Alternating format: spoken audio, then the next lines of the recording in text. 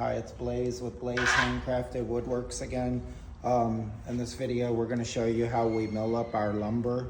So here's our lumber. We're using beech because it's a paint grade job. I don't use poplar on my paint grade cabinets just because I feel like it's too soft and it doesn't stay straight enough. It tends to warp and bow, whereas beech is more stable and it's a much harder wood. So these are the different widths. So here's the lumber. First of all, that's beech. That's probably about 75 board feet if I had to guess. And the different widths we use are 3 inches, 2 inches, 1.5 inches, and 1 1/4 inches for our face frames. So what I'm gonna do is I'm gonna go ahead and I'm gonna cut all of this down into those widths, but I'm gonna add 1/8 of an inch. So for my 3s, I'll really cut at 3 1/8. For my 1.5 inches, I'll really cut at 1 5/8. For my 1 1/4 inches, I'll cut at 1 3/8, etc., etc. And the reason that I leave the 1/8 of an inch is so afterwards we can run everything on edge through my planer. And what that does is it takes out any saw marks or anything else that may be undesirable while I'm milling up this wood. So we'll get to it. Something I forgot to show, or something I forgot to mention, is that when this lumber came in, I think it was last week or whatever, we already did surface the edge. So basically when I get wood in, I run it all through my planer, just enough to take the slightest amount off. The only reason I do that is so that I make sure that they're all the exact same thickness, so that later when I put the pieces together, there isn't some kind of offset that I got to try to sand off. And a lot of times this stuff, when it gets milled up at the larger mills, they may plane it, but their planers are so big and industrial that they might be off from one side to the other by 1/16 or 1/8 of an inch. So by running them all through, I pretty much can assure that they're all going to be the exact same thickness, especially since my planer, which is over here, is way more fine-tuned. So I just wanted to explain that.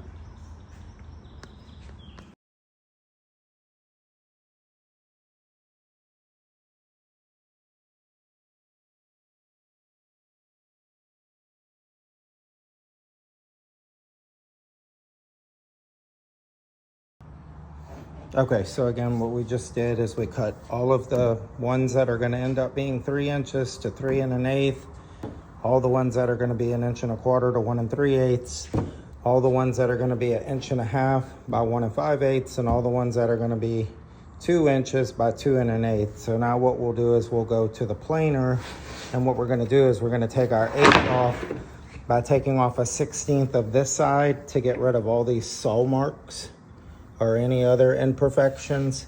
And then after we finish that, we'll flip it over and we'll do the other side and take off the other 1/16. And then when we get finished, we won't have all them burn marks on the inside of our face frame, and it'll make for a much nicer cabinet. Really the only problem that I get by running them on edge is that sometimes when they're going through the planer like this, they'll twist a little. And if they do that, they're shot, they're no more good. So I made this little jig, I came up with this, and what it does is it fits 6 boards in there, and it keeps them from wanting to twist. It keeps them upright when they're, stacked back and forth tight in there. So I'll go ahead and set up my little tripod, and I'll put it on the time-lapse mode, and you can watch us milling it to its final width. And then it'll get put on these racks over here next to my miter saw. So when it's time to make face frames, all you got to do is worry about your lengths. I hope that makes sense.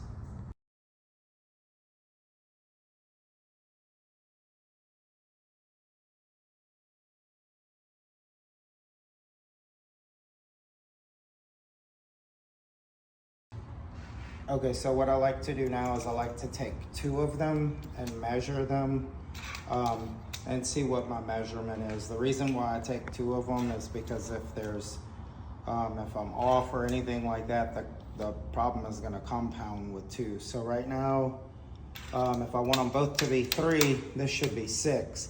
But of course, I've only taken off of one side so far.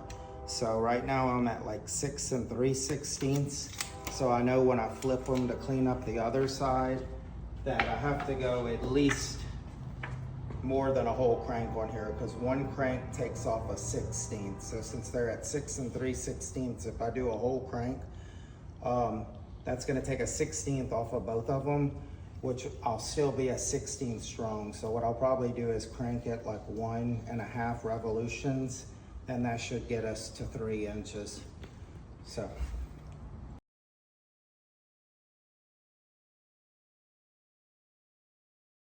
Okay, so again, I take 2 of them. I took the 2 on the other side, but look, I can reduce 2. Let me get this out of my way.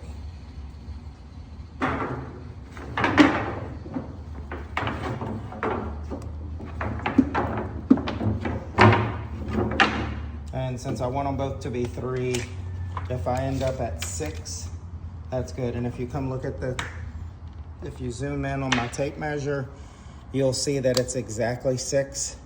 So it's exactly what we wanted. So these are ready to get put on the racks.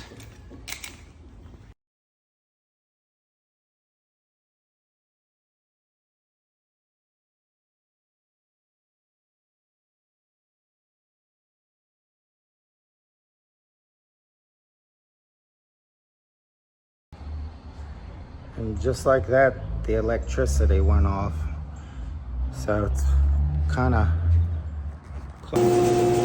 So again, just to illustrate what we're doing, these I have not run yet, and you can see all them saw marks on them. I don't know if you could see, but they're also pretty rough. So these over here are the ones we already milled up on our racks. And if you look at the edges of these, if I take a bunch of them down and you look at them, it got rid of all of them burn marks, and they're very, very, very smooth.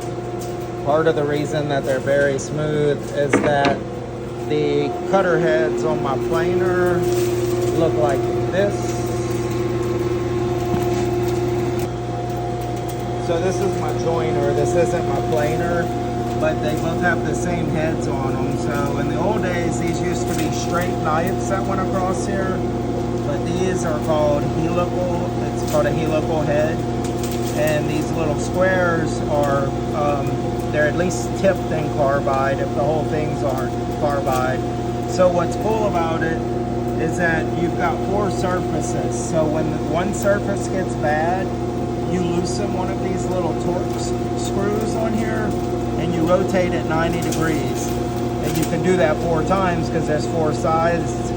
So it's like getting 4 sets of knives in the past. But again, they're not knives. It's called a helical cutter head. So you get 4 uses out of them. So these have been on here for at least 4 years. And it also leaves a really, really smooth finish on your wood. So that's that.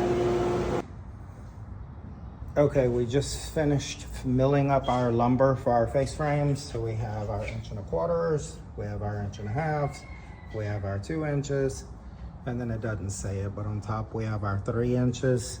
And I'm trying to determine if I'm gonna make a video in this video, because I'm about to start a cabinet job, and I may go ahead and film that as a whole separate video. But anyway, that's how we mill up our lumber for our face frames.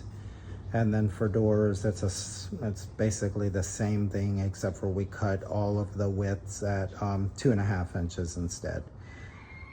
Which means we really cut it to 2 5/8 and then do the same thing we just did, plane down each side to take a 16th off of it so that it gets rid of any imperfections or saw marks.